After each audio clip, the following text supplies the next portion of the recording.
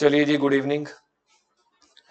कल हमने कल हमने ना अल्टीमेटली स्टार्ट कर दिया था कैश फ्लो का फॉर्मेट, जहां पे हमने कुछ ट्रांजैक्शन सीखी थी कि जो अकाउंटेंट ने पी एंड एल अकाउंट बनाया है, या तो हम पूरा का पूरा कैश फ्लो दोबारा से बनाएं।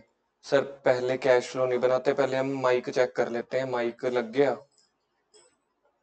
माइक हेडसेट लग गया, बाकी तो रब रख है। क्योंकि पीछे एक रिकॉर्डिंग रह गई थी कंपैरेटिव की, नहीं कॉमन साइज की। हमने कल सीखा था, लास्ट में जाते जाते उसी को अब आगे चला रहा हूं। अगले आने वाले 30-35 मिनट बड़े हैवी रहने वाले हैं। सबसे इंपॉर्टेंट क्लास आज की है, सबसे इंपॉर्टेंट। कल के आखिरी 10 मिनट वही चर्चा आगे आज चलने वाली है। आज की 30-40 मिनट, मैंने कल भी यही बोला था, आज भी यही बोल रहा हूँ, आज के 30-35 मिनट ही डिसाइड करेंगे कि आपको ये चैप्टर इजी लग रहा है कि नहीं लग रहा, आपको समझ आएगा या नहीं आएगा।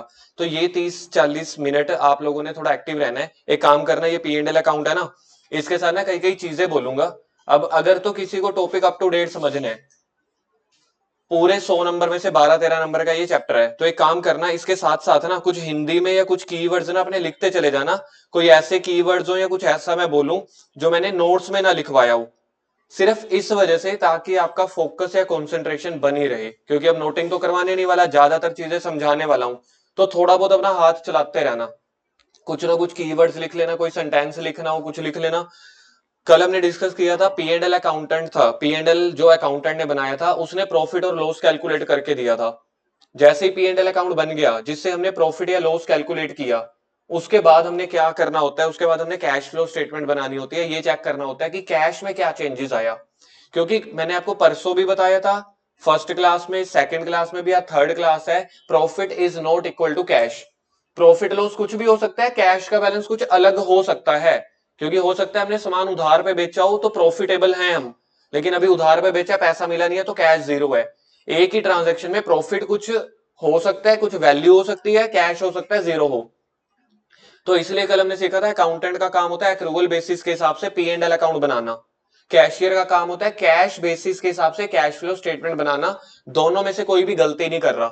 लेकिन अब जब हम कैशियर के पॉइंट ऑफ व्यू से सोचें, जो कैश फ्लो स्टेटमेंट बनाना चाहता है, तो उसके पॉइंट ऑफ व्यू से जो पी एंड एल अकाउंट बना हुआ है ना, वो गलत बना हुआ है। उसके पॉइंट ऑफ व्यू से गलत इन द सेंस, वो कह रहा था भैया मेरे को तो क्रेडिट ट्रांजेक्शन को लेना ही नहीं था, लेकिन अकाउंटेंट ने क्रेडिट ट्रांजैक्शन को ले लिया, तो मुझे क्रेडिट ट्रांजैक्शन हटा के सिर्फ कैश ट्रांजैक्शन लेनी है। AS3 था कैश फ्लो का, इनडायरेक्ट मेथड था। डायरेक्ट मेथड में ये था, 100 की 100 आइटम्स या तो दोबारा लिखो। चेष्टा, मैंने कुछ बोला था ना पहले, अभी 2 मिनट पहले। डायरेक्ट मेथड था, या तो 100 की 100 आइटम आप दोबारा से लिखो। जिन 15 ट्रांजैक्शन में, 15 आइटम्स में क्रेडिट वाला आया हो वो मत लिखो, बाकी सारी 85 ट्रांजैक्शंस लिख लो। या दूसरा चीज क्या है, जो पी एंड एल अकाउंट ने आपको लास्ट फिगर दी है, क्या लास्ट फिगर दिया है, प्रॉफिट या लॉस, उसी में चेंजेस कर लो। उसमें आप क्रेडिट वाली ट्रांजैक्शन के इंपैक्ट को, जो जो भी लिखी है उसको रिवर्स करके कैंसिल कर दो।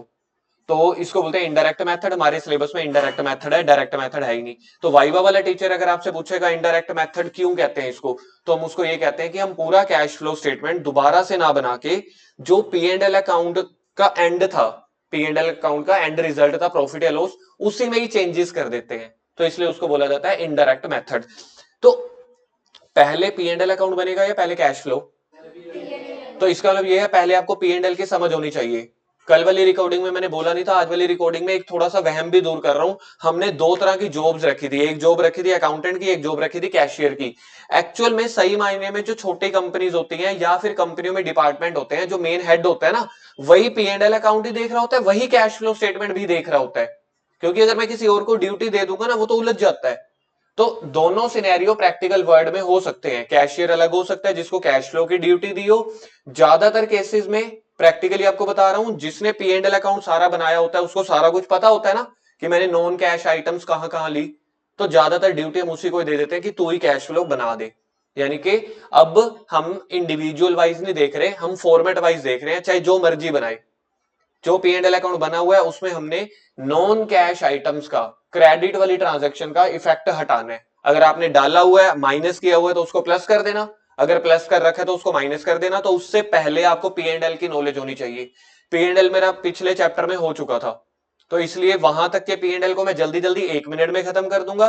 एक्स्ट्रा क्या आएगा इस चैप्टर में पी एंड एल, वो भी दिखाता हूं मैं आपको। तो पी एंड एल का फॉर्मेट एक्रूवल बेसिस के हिसाब से बनेगा। सबसे पहले इनकम्स आती हैं, ठीक है जी, सेल ऑफ गुड्स आरएफओ, उसके बाद अदर इनकम, अदर इनकम में कमीशन रिसीव्ड भी आ गई, profit on sale of asset भी आ गया। एसेट्स के लिए आपको पता है हमारी कौन सी एक्टिविटी होती है? एसेट्स के लिए होती है इन्वेस्टिंग एक्टिविटी। लेकिन आपने पी एंड एल अकाउंट बनाते हुए कोई वहम नहीं रखना, इन्वेस्टिंग, ऑपरेटिंग, फाइनेंसिंग, आपने पी एंड एल अकाउंट बनाना है जस्ट एक्रूवल बेसिस के हिसाब से, इनकम्स माइनस एक्सपेंसेस। तो एक्सपेंसेस पहले इनकम्स हम ले रहे हैं, तो चाहे वो एसेट्स को लेके इनकम हो, चाहे वो एक्रूड इनकम हो, एसेट्स वाली कौन सी एक्टिविटी होती है? इन्वेस्टिंग। तो पी एंड एल अकाउंट बना रहे हैं ना हम, अभी कैश फ्लो तक पहुंचे ही, तो वहां तक नहीं आपको देखना इन्वेस्टिंग है कि फाइनेंसिंग है। प्लस पी एंड एल वाले ने तीसरी ये वाली इनकम भी ऐड की है, देखो जिसको मैं डॉट डाल रहा हूं, एक्रूड इनकम, क्योंकि एक्रूवल बेसिस के हिसाब से चाहे कैश हो चाहे क्रेडिट हो, सारी ट्रांजैक्शन को लेना होता है। तो आपने सभी को ऐड किया तो टोटल इनकम बन गई 3,30,000। यहां तक हाँ करना समझ में आ गया? जितनी इनकम थी सभी का टोटल कर लिया, भाई इनकम की दो कैटेगरी बना दी थी। उसके बाद था एक्सपेंस, 7 तरह के एक्सपेंस थे। पहला था कॉस्ट ऑफ मटेरियल कंज्यूम्ड, जिसका फॉर्मूला होता था opening stock plus purchases minus closing stock. तो ओपनिंग स्टॉक ये सीओएम में से कॉस्ट ऑफ मटेरियल कंज्यूम्ड, ये मेरा खर्चा है तो मैंने खर्चे में पहला लिख दिया। परचेजेस भी मेरा एक खर्चा होता है तो मैंने दूसरा खर्चा लिख लिया। तीसरे में चेंजेस इन इन्वेंट्री, इसका फॉर्मूला मैंने पिछले चैप्टर में लिखवाया था, ओपनिंग माइनस क्लोजिंग। आपको इस चैप्टर में फॉर्मूले से कोई ज्यादा लिंक नहीं है, ये तो मैं पिछला चैप्टर एक बार के लिए रिवाइज करवा रहा हूं आपको। चौथा था इंप्लॉय बेनिफिट एक्सपेंसेस, आपका मेजर हेड था। इसमें इंप्लॉइज या वेजेस या सैलरी से रिलेटेड सारे खर्चे लिखे जाते हैं, यानी कि वर्कर्स या इंप्लॉय से रिलेटेड। यहां पे आपने देखो वेजेस पेड, ये सच में आपने पे कर दिया अपने इंप्लॉइज को या लेबर वालों को, तो खर्चा है ना। तो अभी मेरे कौन सा हेड चल रहा है? देखो एक्सपेंसेस वाला हेड चल रहा है, तो फिर आपने एक्सपेंसेस में लिख लिया, बिल्कुल ठीक है। लेकिन इससे अगली आइटम देखो थोड़ा सा ध्यान से, वेजेस आउटस्टैंडिंग, थोड़ी राइटिंग ऐसे ही हुई पड़ी है, समझ जाना। वेजेस आउटस्टैंडिंग, वेजेस आउटस्टैंडिंग में क्या मैंने उसको वेजेस पे कर दी या भी करनी है? लेकिन आप पी एंड एल अकाउंट बना रहे हो एक्रूवल बेसिस से, तो पी एंड एल कहता है चाहे कर दी चाहे करनी है, खर्चा तो हो गया ना, तो आपने सारी चीजें माइनस करनी है। इसलिए पी एंड एल वाले ने ये गलत नहीं किया, ये ठीक ही किया है।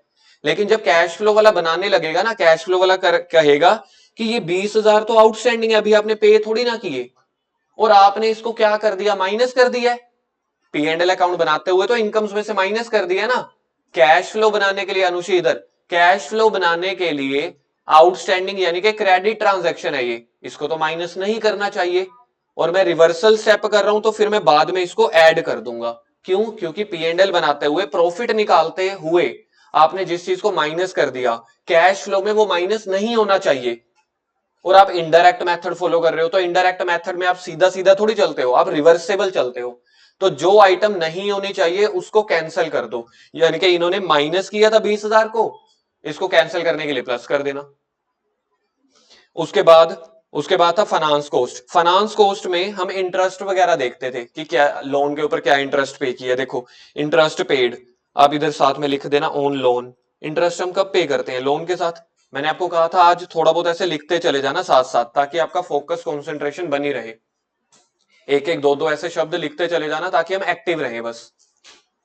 तो इंटरेस्ट पेड ऑन लोन है, सोच के देखो, कैश फ्लो के बारे में नहीं सोचना। क्या इंटरेस्ट कंपनी का खर्चा है? कंपनी ने लोन लिया, इंटरेस्ट पे करना पड़ रहा है, कंपनी का खर्चा है। ये पी एंड एल अकाउंट बना रहे हैं हम, तो अकाउंटेंट ने जो खर्चा है वो सही माइनस किया है ना। खर्चा है तो इनकम्स में से माइनस होना चाहिए, तो अकाउंटेंट ने कोई गलती नहीं की। अब अगर मैं कैश फ्लो स्टेटमेंट बना रहा हूं, कैश फ्लो स्टेटमेंट में पहली एक्टिविटी क्या होती है? ऑपरेटिंग। दूसरी इन्वेस्टिंग। तीसरी, आप मुझे बताओ इंटरेस्ट पेड ऑन लोन किस एक्टिविटी को बिलोंग करना चाहिए? लोन वाली चीज जो है वो फाइनेंसिंग एक्टिविटी में बिलोंग करनी चाहिए, है ना। अब अगर मैं कैश फ्लो स्टेटमेंट बना रहा हूँ ना, कैश फ्लो स्टेटमेंट में बना रहा हूँ, अगर मैं ऑपरेटिंग एक्टिविटी लिख रहा हूं, यहाँ पे इन्वेस्टिंग, यहाँ पे फाइनेंसिंग, तो आपने जो प्रॉफिट लिया वो यहां से लिया ऑपरेटिंग एक्टिविटी से, जबकि interest paid on loan financing activity को बिलोंग करता है ना। जो आपने यहाँ पे प्रॉफिट लिया होगा ना, यहां तक पहुंचते हुए जो हमारी पी एंड एल का प्रॉफिट है, यहां तक पहुंचते हुए वो इंटरेस्ट माइनस हो चुका है। कहां तक माइनस हो चुका है? ऑपरेटिंग एक्टिविटी में माइनस हो चुका है। तो जब मेरे को ऑपरेटिंग एक्टिविटी बनानी है, ठीक करनी है, तो मैं इसमें ये वाला इंटरेस्ट प्लस कर दूंगा। प्लस इसलिए कर रहा हूं क्योंकि ये पहले ना माइनस हो चुका है। और सर आप इसको प्लस कर ही क्यों रहे हो? क्योंकि मैं इसको ना इसके अपने घर में भेजना चाहता हूं। जब मैं कैश फ्लो बनाऊंगा ना, ऑपरेटिंग, इन्वेस्टिंग, फाइनेंसिंग, इसको मैं फाइनेंसिंग एक्टिविटी में जाके माइनस करूंगा। मतलब सर फर्क तो कुछ नहीं पड़ा, एक एक्टिविटी में आपने प्लस कर दिया, एक एक्टिविटी में माइनस कर दिया। तो मेरे को यहाँ पे दो चीजें ठीक करनी है।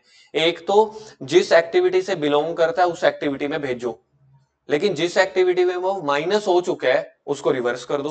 तो ये ना ऑपरेटिंग एक्टिविटी में एक्चुअल में माइनस हो चुका था, प्रॉफिट में से माइनस हो चुका था, तो इसलिए उसको प्रॉफिट में प्लस कर दिया। प्रॉफिट यानी कि ऑपरेटिंग एक्टिविटी का पार्ट होता है।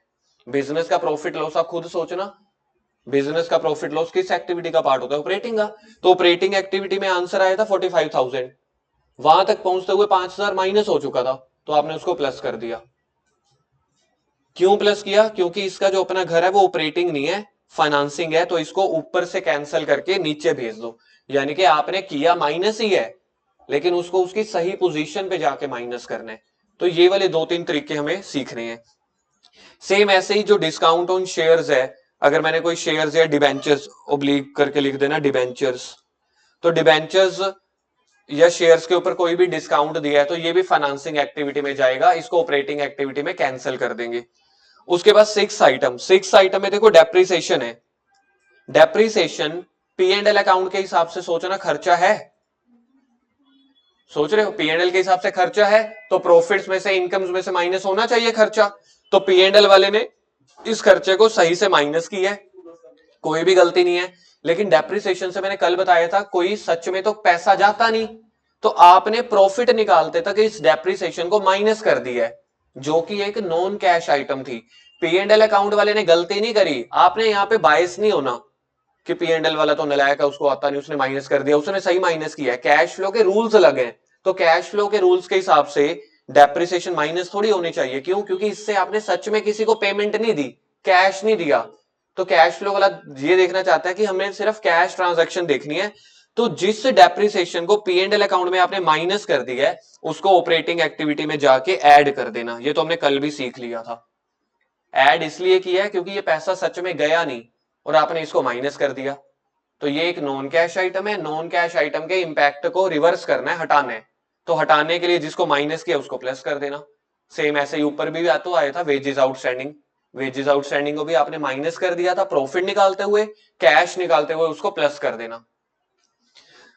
और उसके बाद अदर एक्सपेंसेस आ गई। सातवां मेजर हेड होता था अदर एक्सपेंसेस। अदर एक्सपेंसेस में भी जैसे आपने आउटस्टैंडिंग रेंट ले लिया, आउटस्टैंडिंग रेंट वही हो गया वेजेस आउटस्टैंडिंग, तो इसको भी प्लस कर देंगे। क्यों? क्योंकि इससे सच में कैश नहीं गया। तो अब अगर मैं टोटल इनकम्स में से जो मेरी आई थी 3,30,000, टोटल इनकम 330 थी, उसमें से सारे खर्चे माइनस कर दूं ना ये वाले सातों के सातों, तो मेरे पास प्रॉफिट आ जाएगा 83,000 का।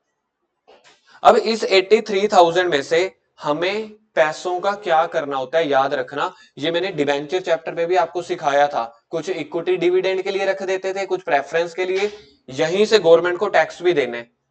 पहले मैंने आपको सिखाया था जब प्रॉफिट बिफोर टैक्स है ना तो माइनस टैक्स करते थे, याद है आपको? प्रॉफिट बिफोर टैक्स है, आपने प्रॉफिट कमा लिया, अब आपके पास गवर्नमेंट आ जाएगी भैया हमारा टैक्स लाओ, तो टैक्स माइनस करेंगे, फिर हम बोलते थे फिर हमारे पास आ गया प्रॉफिट आफ्टर टैक्स। यहां पे टैक्स के साथ दो तीन चीजें और भी माइनस करते हैं। आप सिंपली ये सोचो कुल मिला के आपने जितना भी धंधा किया था, आपने 83,000 अपनी दलेरी से, अपनी सूझबूझ से, अपने बिजनेस से 83,000 बचा लिया। अब इस 83,000 का क्या करेंगे? सबसे पहले तो गवर्नमेंट टैक्स लेने आ जाएगी। हो सकता है वो टैक्स आप 2-3 महीनों के बाद पे करो। प्रैक्टिकल लाइफ में क्या होता है, ये 31 मार्च को हम बना लेते हैं, जो हमें टैक्स जमा करवाना होता है ना, जुलाई में, सितंबर में ऐसे जमा करवाना होता है, कुछ पहले कुछ बाद में। तो इसका ये मतलब होता है आप टैक्स को थोड़ा दिन रुक के भी जमा करा सकते हो, विद इंटरेस्ट करा सकते हो। तो आपको जो 83,000 का मार्जिन बच गया, प्रॉफिट बच गया, इसका अब हमें क्या क्या करना है? एक तो मैंने बता दिया, इससे हमें पहले तो टैक्स भरना है। अगर टैक्स 30% होगा तो इसका 30% आ जाएगा, 10% होगा तो इसका 10% बताना कितना होगा, 8300। तो जो टैक्स का रेट होगा वो आ जाएगा, चाहे आप अभी पे करो चाहे थोड़े दिन रुक के पे करो। हमें ये देखना है कि टैक्स बन कितना रहा है, इसको बोलते हैं टैक्स मेड। क्या बोलते हैं इसको? टैक्स मेड एक चीज होती है। फॉर एग्जाम्पल हमने 10% माना, कितना हुआ वो 8300। फिलहाल के लिए बंदे के पास पैसे नहीं थे, उसने अभी 6,000 पे कर दिए, उसका टैक्स बन कितना रहा था 83, उसने पे कितना कर दिया तो टैक्स मेड और टैक्स पेड, एक बार फिर से, टैक्स मेड और टैक्स पेड ये दो अलग अलग चीजें हो सकती हैं, बड़े आराम से हो सकती हैं। हो सकता है बंदे का टैक्स पेड 0 हो, भाई अभी नहीं पे किया, मेरे पास अभी है नहीं, साल बाद चाहे मेरे ऊपर पेनल्टी लगा लेना, बाद में पे करूंगा। तो मेड और पेड क्या ये सिमिलर चीज है या दो अलग अलग चीजें हैं?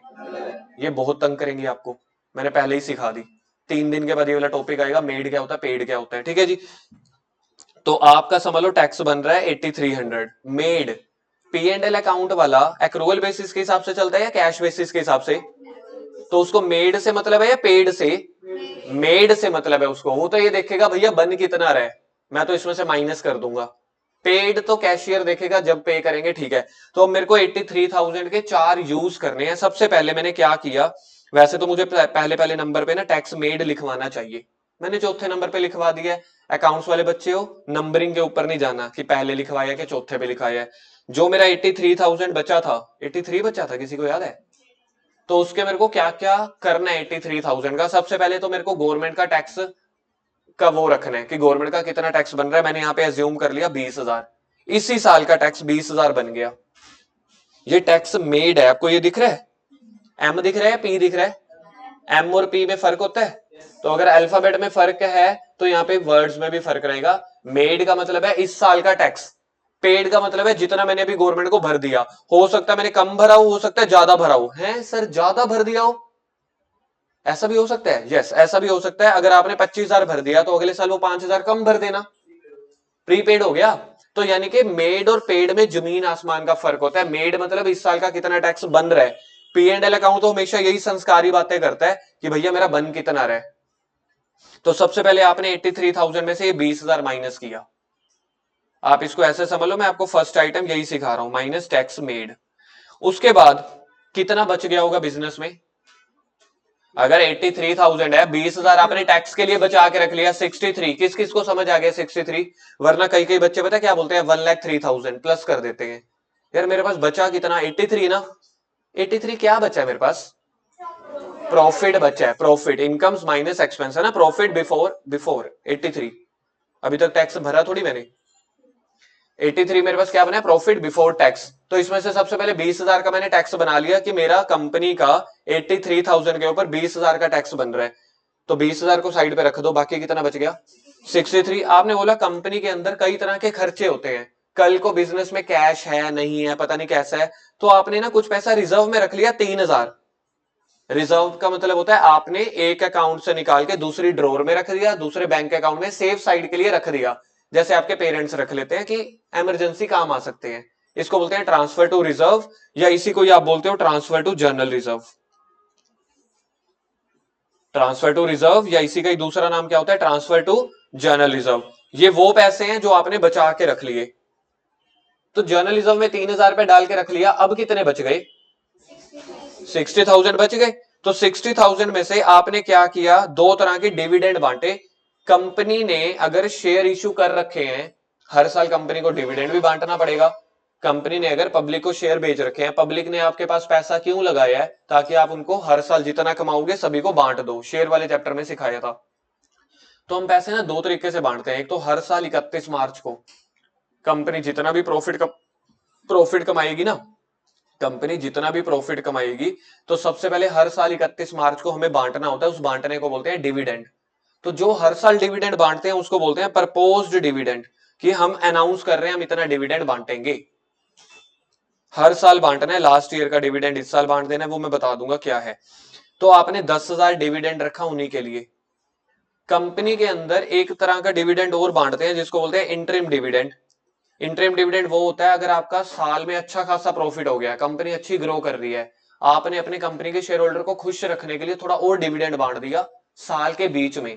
एक तो साल के एंड में बांटना ही होता है प्रपोज डिविडेंड, एक साल के बीच में आपने मतलब मन कर रहा था प्रॉफिट है कंपनी में, प्रॉफिट अच्छा आपने और बांट दिया 5,000, उसको बोलते हैं इंटरिम। इंटरिम मतलब साल के बीच में। तो आपने 83,000 के 4 हिस्से बचा के रख लिए। पहला टैक्स के लिए बचा के रखा, टैक्स पेड नहीं, टैक्स मेड। सर इसमें पेड मेड में फर्क आएगा, भाई क्वेश्चन ही खत्म हो जाएगा इससे। अगर आपने मेड की जगह पेड कर दिया ना, पूरा का पूरा क्वेश्चन खत्म हो जाएगा, आंसर ही नहीं मैच होगा। तो यहाँ पे सबसे पहले 83 के आपने 4 टुकड़े बचा के रखे, पूरे 83 के नहीं, 83 में से 4 सब पार्ट बांट के रखे कि चल 4 जनों को बांटते हैं, फिर जितना बच जाएगा ना या तो कंपनी में रख लेंगे या इक्विटी वालों को बांट देंगे, या इक्विटी वालों को बांट देंगे। क्या क्या 4 हिस्से रखे आपने 83 में से? पहला tax, tax made, tax made मतलब इस साल का कितना टैक्स बन रहा है, तो आपने 20,000 वो बचा के रखा, तो 83 में से 20 माइनस कर दो। फिर आपने जर्नलिज्म में 3,000 बचा के रख लिया, ये वो पैसा बचा के रख लिया कल को काम आ जाएगा। फिर उसके बाद आपने 2 तरह के डिविडेंड बांट दिए, एक प्रपोज डिविडेंड जो हर साल बांटना है, एक इंटरिम डिविडेंड। इंटरिम डिविडेंड हर साल नहीं बांटते, कंपनी हमेशा 3-4 सालों में ना जान के किसी एक साल बांटती है ताकि शेयर होल्डर को मोटिवेट रखा जा सके कि देखो ये कंपनी तो प्रपोज डिविडेंड के साथ इंटरिम डिविडेंड भी बांटती है, क्यों ना इस कंपनी के शेयर खरीद लिए जाएं। तो आपने ये 4 तरह के बांटे। इस बांटने की इंग्लिश होती है एप्रोप्रिएशन। याद करो फंडामेंटल चैप्टर हमारे +2 अकाउंट्स का पहले चैप्टर का एप्रोप्रिएशन याद है, interest on capital, salary, wage वो बांटते थे, कमीशन टू पार्टनर्स। तो यहां पे आपने 83,000 में से 4 एप्रोप्रिएशन करी। मुझे टोटल एप्रोप्रिएशन का टोटल बता दो, एप्रोप्रिएशन का टोटल 38,000 है ना, तो आपने 38,000 एप्रोप्रिएट कर दिया। एप्रोप्रिएट मतलब ABCD कामों के लिए बचा के रख लिया, कुछ टैक्स के लिए, कुछ रिजर्व के लिए, कुछ डिविडेंड वालों के लिए। बाकी जो बच गया इसको जनरली बोला जाता है profit after tax and after appropriation. Profit after tax and appropriation मतलब एप्रोप्रिएशन करने के बाद हमें यहां पे बस वर्ड लिख रहे हैं profit after tax and appropriation. जितने भी क्वेश्चन करेंगे अगले 10 दिन में मैं इसको प्रॉफिट आफ्टर टैक्स के नाम से बुलाऊंगा सिर्फ। ऑल्दो ये प्रॉफिट आफ्टर टैक्स नहीं है, ये profit after tax and appropriations है, लेकिन मैं इसको इजी या थोड़ा सा कम करने के लिए इसको क्या बोला करूंगा, प्रॉफिट आफ्टर टैक्स। कितना बच गया? 45,000। अब मेरा क्वेश्चन ये है 45,000 ना अकाउंटेंट ने बना के दे दिया आपको, अकाउंटेंट बोल के चल रहा ये लो जी ये आपका 45,000 है। मेरे को जो जो आता था, मेरी जो जो ड्यूटी थी कैशियर के हाथ में उसने सौंप दी, 45,000 का पर्चा पकड़ा दिया, सारा का सारा P&L पकड़ा दिया। अब अकाउंटेंट चला गया, अब गद्दी पे आ गए कैशियर साहब, जिसका काम क्या शुरू होगा? कैश फ्लो स्टेटमेंट बनाना, क्योंकि P&L अकाउंट वाले ने, अकाउंटेंट ने बैलेंस शीट बना के और P&L अकाउंट बना के कैशियर को सौंप दिया, कह रहे हैं ये आपका 45,000 है, ये मैंने बनाई है, नीचे मैंने ये देखो नीचे मैंने साइन कर दिए अपने, आपा तो चले, अब छुट्टी, आपा तो हम चले मनाली, अब आप जानो आपका काम जाने, ठीक है जी। इसके बाद 45,000, अब आपके पास 2 चारे हैं, या तो पूरा का पूरा P&L जो मैंने अभी आपके साथ इतनी मेहनत की है पूरा का पूरा दोबारा बनाओ, जिसको बोलते हैं डायरेक्ट मेथड, या फिर आप 45,000 में जो जो गलती है, जो जो नॉन कैश आइटम है, कोई ऐसी आइटम है जो कैश फ्लो स्टेटमेंट में नहीं आनी चाहिए, सिर्फ उसको हटा दो, इनडायरेक्ट मेथड बना लो। तो अब हम 45,000 से शुरू करेंगे कैश फ्लो स्टेटमेंट बनाना। तो ये है आपका जी कैश फ्लो। तो ये मैंने 2 नोट लिखवाए हुए हैं, सारा कुछ मैंने समझा दिया ये वाले 2 नोट्स में। ये जब आप कल को ना पेपर वाले दिनों में घर पे कैश फ्लो स्टेटमेंट बनाना शुरू करोगे, अगर आपके 15-20 दिन चैप्टर खत्म होते हुए हो जाएं, और अगर आपको याद नहीं है कि कैश फ्लो का कैसा फॉर्मेट था, तो आपको ये 2 नोट्स सबसे ज्यादा हेल्प करेंगे। ये 2 नोट कि कौन सी आइटम माइनस होती है, कौन सी आइटम प्लस होती है। तो इसके बाद अब कैश फ्लो का देखो जी, मैंने आपको कहा था ना P&L अपने साइन करके चला गया अकाउंटेंट, अब किसका काम शुरू हो रहा है? कैश फ्लो वाले का। Indirect method AS3। तो इसमें मैंने आपको कल शॉर्ट समरी बनवाई थी, याद है? कैश फ्लो, छोटा सा कैश फ्लो बनवाया था, जिसमें हमने पहले किया था ऑपरेटिंग एक्टिविटी, फिर हमने किया था इन्वेस्टिंग, फिर हमने किया था फाइनेंसिंग, फिर हमने इन तीनों का ना रिजल्ट निकाला था। कल क्वेश्चन में नेट रिजल्ट आया था नेट इंक्रीज। किसी को वैल्यूज याद है नेट इंक्रीज की? कल वैल्यू थी नहीं 35 था, निहारिका 35 था। फिर इसमें हमने ऐड किया था ओपनिंग कैश 9,000 का, 10,000 का था ओपनिंग कैश। फिर या मेरे को लग रहा है फिर आप गलत बोल रहे हो, क्या ठीक ही लिखवा रहे हो? बस ठीक है, यही है, तो मुझे आप पे विश्वास है। तो फिर लास्ट में हमारे पास आ गया था क्लोजिंग कैश। तो हमारे पास ये फॉर्मेट है जो आपके सामने बना हुआ है, ऑपरेटिंग, इन्वेस्टिंग, फाइनेंसिंग, तीनों के आंसर्स का हमने टोटल किया था, वो आया था 35,000। ओपनिंग उसमें ऐड कर दिया था तो बच गया क्लोजिंग। मैंने कहा था ये 2 आपको क्वेश्चन में गिवन होंगे, अब मैं आपको के साथ क्या स्टार्ट करने वाला हूं, ऑपरेटिंग एक्टिविटी स्टार्ट करने वाला हूं। इस चैप्टर में अल्टीमेट ऑपरेटिंग एक्टिविटी है 70%। 10% इन्वेस्टिंग एक्टिविटी है, 10% फाइनेंसिंग एक्टिविटी है, 10% इन्वेस्टिंग एक्टिविटी के ना कुछ अकाउंट बनते हैं, मशीन अकाउंट बनाओ, टैक्स अकाउंट बनाओ। कहने का मतलब 70% ये है, 15% ये है, 15% ये है, बस। तो अगर मेरा 70% क्लियर हो गया ना, जो सबसे मुश्किल पार्ट है, फाइनेंसिंग और इन्वेस्टिंग तो बहुत ईजी है, बहुत ईजी है। एक एक दिन में फाइनेंसिंग इन्वेस्टिंग खत्म हो जाता होता है। अगर मेरा ऑपरेटिंग एक्टिविटी मेरे को आज अगर समझ में आ गया ना, तो आपका मतलब पर्पस सोल्व हो जाएगा कि ये वाला चैप्टर मेरे अब क्लियर हो रहा है। अदरवाइज इस चैप्टर में इतनी लिंकेज है ना, यही माइनस प्लस करने वाली। तो अब हम फाइनेंसिंग एक्टिविटी शुरू कर रहे हैं, सॉरी एक्टिविटी शुरू कर रहे हैं, कैश फ्लो स्टेटमेंट शुरू कर रहे हैं। बनाना कैसे है, एक्टिविटी वाइज। तो पहली एक्टिविटी बताना कौन सी शुरू होगी, ऑपरेटिंग। हमारा वो कैश P&L वाला किस वैल्यू पे छोड़ के गया था, 45,000 पे। तो सबसे पहले आपका क्वेश्चन स्टार्ट होगा यहां पे, देखो कैश फ्लो फ्रॉम, येलो दिख रहा है आपको, cash flow from operating activities. ये वाली जो लाइन है, ये वाली जिसको मैंने सर्कल किया, आपकी मर्जी है बनाओ चाहे ना बनाओ, अल्टीमेटली वैल्यूज का एक ही बना लेना, लेकिन हम हमेशा दो बना के चलेंगे। तो सबसे पहले आपको यहाँ पे क्वेश्चन स्टार्ट करना है, इधर देखो यहां से कर दिया जी मैंने question start. Profit after appropriation, याद रखना प्रॉफिट आफ्टर एप्रोप्रिएशन वो था जो बिल्कुल एंड रिजल्ट था, जो बिल्कुल एंड रिजल्ट था। क्वेश्चन में अगर आपको ये वाली आइटम ही ढूंढनी ना आई, तो मतलब हमारा क्वेश्चन ही फेल है। क्वेश्चन स्टार्ट करना ही ना आया, तो सबसे पहले मैं पूरे क्वेश्चन में या तो हमें P&L में दिया होगा ये वाली चीज, या बैलेंस शीट के अंदर प्रॉफिट एंड लॉस दिया होगा। बैलेंस शीट के अंदर भी P&L आता है ना, reserve and surplus. Balance sheet को याद करें एक बार, शेयर होल्डर फंड था, शेयर होल्डर फंड में पहली था शेयर कैपिटल, दूसरी था रिजर्व एंड सरप्लस। तो वो जो रिजर्व एंड सरप्लस है ना, ये वही है। तो हमें यानी कि बैलेंस, अगर हमें P&L दिया हुआ है तो हम ये आखिरी आइटम उठा लेंगे, अगर बैलेंस शीट दी हुई है तो रिजर्व एंड सरप्लस उठा लेंगे। तो रिजर्व एंड सरप्लस 45,000, यहां से आपका क्वेश्चन स्टार्ट होता है cash flow statement. Ultimately officially अब शुरू हो रहा है, लेकिन यहां तक पहुंचते हुए मुझे पिछला कवर करना बड़ा जरूरी था। मतलब ये नहीं है कि वो पार्ट नहीं है इस चैप्टर का, इस चैप्टर का पार्ट है। फॉर्मेट आपका यहां से शुरू हो रहा है। तो इसमें आपने सबसे पहले जो चार आइटम्स माइनस की थी, याद है कौन कौन सी चार आइटम माइनस की थी, टैक्स मेड, दो तरह के डिविडेंड और रिजर्व। उनको पहले जो आपने माइनस किया था उनको ऐड करना है। तो आपका आंसर आना चाहिए, क्वेश्चन आना चाहिए, सर उनको ऐड क्यों करना है। देखो ऐड इसलिए करना है, मैं आपको बताता हूं। माइनस कर दिया है, इससे नहीं ऐड करना होता, इसका वो मतलब नहीं होता कि आपने माइनस कर दिया तो ऐड करना है। तो कई चीजें तो माइनस होनी भी चाहिए थी। अगर वहां पे टैक्स मेड की जगह टैक्स पेड माइनस किया होता फिर तो ठीक ही था भाई, टैक्स पेड ही तो माइनस होता है। सबसे पहले हम बात करते हैं प्रपोज डिविडेंड, इंटरिम डिविडेंड।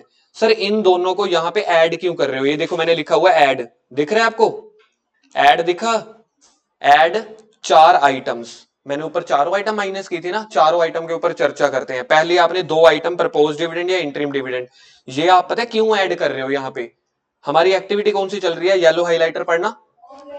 तो अब किसी एक्टिविटी की और बात नहीं होने वाली, ऑपरेटिंग एक्टिविटी चल रही है। ऑपरेटिंग एक्टिविटी में क्या डिविडेंड आता है, या डिविडेंड हम किसको पे करते हैं, शेयर्स, जिसने कंपनी के शेयर खरीदे हो। शेयर जो है वो फाइनेंसिंग एक्टिविटी होती है, शेयर्स या लोन। तो फिर ये वाले जो प्रपोज डिविडेंड इंटरिम डिविडेंड है जो P&L अकाउंट ने माइनस किए हैं, वो ठीक माइनस की है, लेकिन बस वो ऑपरेटिंग में ना आके फाइनेंसिंग में जाके माइनस होंगे, इसलिए हम इसको ऐड कर रहे हैं। यहां पे ऐड इसलिए कर रहे हैं बिकॉज दीज, लिख लो बिकॉज, अच्छा ये आपको लिखवाया नहीं ना, because these belongs to financing activity. यानी कि सिर्फ मैं उसका घर चेंज कर रहा हूं, उसका माइनस प्लस नहीं चेंज कर रहा। आप अभी क्या कर रहे हो, आपने अभी आंसर 45,000 कहां से उठाया, P&L अकाउंट से उठाया ना, P&L अकाउंट से 45,000 उठाया है। प्रॉफिट और लॉस हमेशा ऑपरेटिंग का पार्ट होता है, तो आपने ऑपरेटिंग में चेंज करना है पहले। ये 45 ऑपरेटिंग का आंसर था, और इस ऑपरेटिंग के आंसर तक पहुंचते हुए, इस ऑपरेटिंग के आंसर तक पहुंचते हुए आपने चारों आइटम माइनस कर दी थी, जिसमें प्रपोज डिविडेंड और इंटरिम डिविडेंड था, वो भी माइनस कर दिया था। भैया माइनस करना है क्योंकि पैसा गया है, लेकिन इसको इसके हेड में जाके माइनस करो, कहां पे, फाइनेंसिंग में। तो एक बार हमने प्लस कर दिया यहां पे देखो ऐड, फिर फाइनेंसिंग में जाके माइनस कर देंगे, तो इसका मतलब इफेक्ट तो खत्म हो गया। तो यानी कि P&L ने जो माइनस किया था, करना भी चाहिए था, ऑपरेटिंग में ना करके फाइनेंसिंग में करना चाहिए था। सेम ऐसे ही टैक्स मेड, टैक्स मेड का मतलब होता है अभी तो हमने टैक्स वाला पे नहीं किया, मेड कर दिया। तो जो टैक्स आपने पे ही नहीं किया और आपने उसको माइनस कर दिया, ये तो डेप्रिसिएशन के जैसा हुआ। आपने टैक्स मेड माइनस कर दिया था। एक्रूवल बेसिस के हिसाब से तो ठीक है, हम कैश फ्लो के हिसाब से तो पेड वाली चीजें देखते हैं ना, तो हमने पे तो करा नहीं। तो आपने इसलिए इस मेड को इसलिए ऐड कर दिया क्योंकि ये नॉन कैश है। तो यानी कि आपको पता है क्या चीजें ऐड कर देनी होती है, नॉन कैश या नॉन ऑपरेटिंग वाली, जो ऑपरेटिंग को बिलोंग नहीं करती या जो कैश को बिलोंग नहीं करती। इसलिए आपने इसको पहले माइनस किया था, लेकिन कैश तो दिया नहीं, आपने टैक्स तो भरा नहीं गवर्नमेंट को, इसलिए इसको प्लस कर दो यानी कि कैंसिल कर दो। और सेम ऐसे ही ट्रांसफर टू रिजर्व 45 तक पहुंचते हुए, लगाना थोड़ा सा दिमाग, 45,000 तक पहुंचते हुए आपने चारों आइटम माइनस की थी ना। ट्रांसफर टू रिजर्व 3,000 भी माइनस किया था ना। क्या रिजर्व का मतलब होता है मैंने पैसा बचा के रख लिया, क्या ये आपने पैसा किसी को दिया है? तो यानी कि तो दुकान का दुकान में ही पड़ा है, दुकान का पैसा दुकान में पड़ा है, एक ड्रॉर से दूसरी ड्रॉर में आपने सिर्फ रखा है और आपने इसको माइनस कर दिया। भाई पी एंड एल बनाते हुए तो ठीक है माइनस कर दिया क्योंकि प्रॉफिट कम हो गया, लेकिन क्या सच में कैश दुकान के बाहर गया? तो फिर जिसको आपने माइनस कर दिया उसको कैंसिल करके प्लस कर दो, इसलिए आपने इन चारों चीजों को प्लस कर दिया। तो इन चारों चीजों से पहले मुझे बताओ, ये प्रॉफिट आफ्टर टैक्स से पहले हमारे पास क्या ट्रांजैक्शन निकली थी? Profit before tax. तो जब मैंने अब यहां से जंप मारी, यहां से 45,000 से यहां पे दोबारा से मैं आ गया प्रॉफिट बिफोर टैक्स पे। अभी चलेगी क्लास 5-6 मिनट ना, आज के लिए 5 मिनट आप लोगों ने एडजस्ट करने, नहीं तो फिर ये टॉपिक ही वो हो जाएगा। क्या कहते हैं, ये समझ में आ गया? और अगर क्वेश्चन में इनकेस टैक्स का रिफंड होगा वो बता दूंगा क्या है। इनकम टैक्स रिफंड इन्होंने माइनस कर दिया है क्योंकि रिफंड में पहले मैंने प्लस कर दिया होगा अगर मुझे टैक्स मिला होगा, अब माइनस कर देना है। तो मैं उसी वैल्यू पे आ गया जहां पे मैं पहुंचा था 83,000 पे, ये मेरा 83,000 हो गया क्योंकि प्रॉफिट बिफोर टैक्स 83,000 था। फिर उसमें से मैंने चार चीजें माइनस करी थी, 45 आ गया था। फिर 45 से मैं रिवर्स चलने लगा, जिन चार आइटम को माइनस किया था उनको प्लस कर दिया, आना तो 83 है ना। अब आपने ऐड या लेस क्या करना है, मेन ये वाली चीज है। अब आपको मैंने समझा दिया, अब आपको बड़ी जल्दी समझ में आ जाएगी ये वाली चीज। जो सबसे खतरनाक चीजें थी ना वो हमारी ऑलमोस्ट हो चुकी हैं, इसके साथ वो खतरनाक वाली सारी चीजें खत्म हो जाएंगी। तो ये फॉर्मेट आपको याद करना है, प्रॉफिट आफ्टर टैक्स से क्वेश्चन शुरू करना है, प्रॉफिट आफ्टर एप्रोप्रिएशन या प्रॉफिट आफ्टर टैक्स से शुरू करना है। इनमें जो चार चीजें माइनस की थी उसको प्लस करके दोबारा से प्रॉफिट बिफोर टैक्स पे पहुंच जाना है। अब आपकी स्क्रीन पे सिर्फ प्रॉफिट बिफोर टैक्स है। अब और जो जो ऐसी आइटम्स हैं जो माइनस नहीं होनी चाहिए थी आपने कर दी, जैसे वेजेस आउटस्टैंडिंग, जैसे डेप्रिसिएशन, या जो फाइनेंसिंग या इन्वेस्टिंग को बिलोंग करती हो, वो वाली चीजें अगर आपने वो 45,000 तक पहुंचते हुए 83,000 तक पहुंचते हुए माइनस प्लस कर दी थी, उसके इफेक्ट हटाने हैं अब।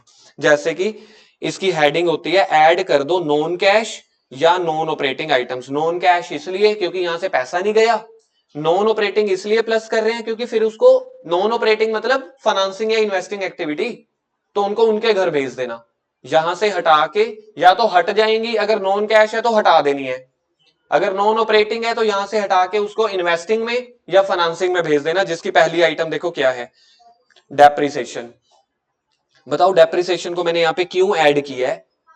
क्योंकि नॉन कैश है, पी एंड एल पहुंचते हुए आपने माइनस कर दिया, जो कि ठीक बात थी। क्या डेप्रिसिएशन से सच में पैसा गया? तो सच में पैसा नहीं गया, तो इसको कैंसिल करो। आपने बनाते हुए इसको माइनस किया था, कैंसिल करते हुए इसको प्लस कर दो। सेम ऐसे ही इंटरेस्ट पेड, पढ़ के देखना इंटरेस्ट पेड को हमने यहाँ पे ऐड क्यों किया है, या डिविडेंड पेड को। पहले डिविडेंड पेड, ये तो अभी ऊपर ऊपर करा है ना, प्रपोज डिविडेंड, इंटरिम डिविडेंड, क्योंकि ये किसको बिलोंग करते हैं? फाइनेंसिंग को, इसलिए यहां से प्लस करो, फाइनेंसिंग में जाके माइनस कर देना। इंटरेस्ट पेड देखो ये लिखा हुआ है बिलोंग टू फाइनेंसिंग एक्टिविटी, तो उसको फाइनेंसिंग में लेस करेंगे। ये टॉपिक समझ में आ गया? अच्छा, loss on sale of asset, इसको क्यों प्लस कर रहे हैं?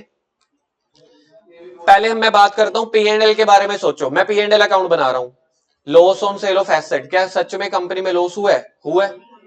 पी एंड एल के हिसाब से सच में लॉस हुआ है, तो answer is yes. P and L account बनाते हुए माइनस करना चाहिए, करना चाहिए। अकाउंटेंट ने किया था, किया था। क्या ये एसेट जो है वो ऑपरेटिंग एक्टिविटी का होता है? इन्वेस्टिंग एक्टिविटी का होता है, इसलिए यहां पे इसको कैंसिल कर रहे हैं। तो जो पी एंड एल वाले ने माइनस कर दिया था हम इसको यहां पे प्लस कर देंगे।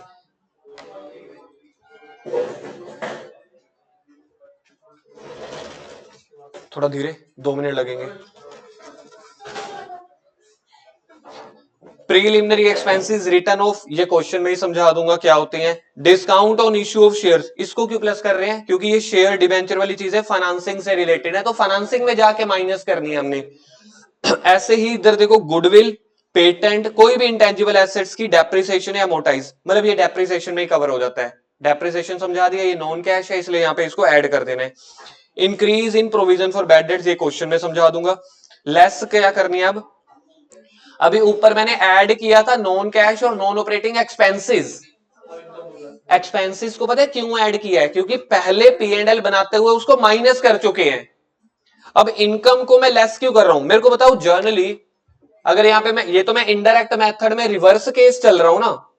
इनडायरेक्ट अगर आपको लग रहा है टाइम बहुत ज्यादा हो गया, अभी 4 एक ही है तो बहुत ज्यादा भी डिले नहीं हुआ। नॉर्मल अगर मैं चलूं, एक्सपेंसेस को माइनस करता हूं, इनकम को ऐड करता हूं ना। P&L अकाउंट में पहले 2 इनकम के हेड थे, उसको ऐड करके 330 आया था ना। तो जर्नली मैं इनकम्स को ऐड करता हूं। कैश फ्लो तो मैं इनडायरेक्ट मेथड से चल रहा हूं ना, रिवर्सेबल से, इसलिए कह रहे हैं कि इनकम्स को माइनस कर दो। क्यों, क्योंकि कुछ ऐसे इनकम्स हैं जो आपने P&L बनाते हुए ऐड कर दी थी, होनी नहीं चाहिए थी। जैसे कि एक्रूड इनकम याद है आपको आई थी, अदर इनकम में लास्ट आइटम आई थी ना, एक्रूड इंटरेस्ट। एक्रूड इंटरेस्ट मुझे मिला तो है नहीं, लेकिन आपने क्या किया, P&L अकाउंट बनाते हुए उसमें ऐड कर दिया, वो तो 83,000 में ऐड हुआ पड़ा है, इसलिए उसको माइनस कर दो। देखो, इंटरेस्ट या डिविडेंड इनकम, इसको मैं माइनस कर रहा हूं, क्यों, क्योंकि this belongs to investing activity. या फिर profit on sale of asset, ये भी इन्वेस्टिंग एक्टिविटी से। और क्या प्लस करूंगा यहाँ पे, एक्रूड इंटरेस्ट। एक्रूड इंटरेस्ट इसलिए प्लस कर रहा हूं क्योंकि ये वाला इंटरेस्ट मुझे अभी मिला है नहीं। P&L अकाउंट ने चाहे इसको ऐड कर दिया था क्योंकि वो एक्रूअल बेसिस फॉलो कर रहा था, लेकिन सच में मुझे मिला नहीं, तो इसलिए इसको क्या कर देंगे, अब ऐड कर देंगे। क्यों, क्योंकि पहले नहीं, माइनस कर देंगे ना, ये माइनस होगा, ये माइनस होगा, ऐड नहीं। ऐड तो पहले हुआ पड़ा है P&L अकाउंट में, तो अब इसको माइनस कर देंगे। ये सारी चीजें करने के बाद जो आंसर आएगा उसको बोलते हैं operating profit before working capital changes. Working capital का मतलब होता है करंट एसेट, करंट लायबिलिटी। फिर उसमें ना आपको ये चीजें का फॉर्मूला याद करना है, ऐड करना है उसमें decrease in current asset, increase in current liability, और लेस कर देना है increase in current asset, decrease in current liability. ये फॉर्मूला है, क्वेश्चन के बीच में आपको समझा दूंगा। तो पहले एड लेस करके आया था operating profit before working capital changes, word याद करो, operating profit before working capital changes, operating profit before working capital changes. फिर इसमें वर्किंग कैपिटल, वर्किंग कैपिटल का मतलब होता है करंट एसेट, करंट लायबिलिटी। या तो करंट एसेट बढ़ रही होंगी या कम हो रही होंगी, तो उनके इफेक्ट को हटाने हमारे पास क्वेश्चन में आ जाएगा कैश जनरेटेड फ्रॉम ऑपरेशंस। क्या आ जाएगा, कैश फ्रॉम ऑपरेशन। अब जो आपने सच में टैक्स पे किया, वो टैक्स मेड हमारा 20,000 बन रहा था ना, अब जो आपका सच में टैक्स आपने भरा है 20,000 में से, वो माइनस कर दो, क्योंकि उससे सच में पैसा गया है, तो वो टैक्स पेड माइनस कर देंगे, तो आपके पास आंसर आ जाएगा कैश फ्लो। अगर तो आंसर आ गया पॉजिटिव में तो उसको बोलेंगे cash flow from operating activity, अगर आंसर आया माइनस में तो उसको बोलेंगे कैश फ्लो यूज्ड इन। तो मेन हमारे पास ऑपरेटिंग एक्टिविटी था जो हमारा खत्म हो चुका है, सिर्फ करंट एसेट और करंट लायबिलिटी के ऊपर ज्यादा चर्चा नहीं हुई, वो भी कल खत्म हो जाएगा।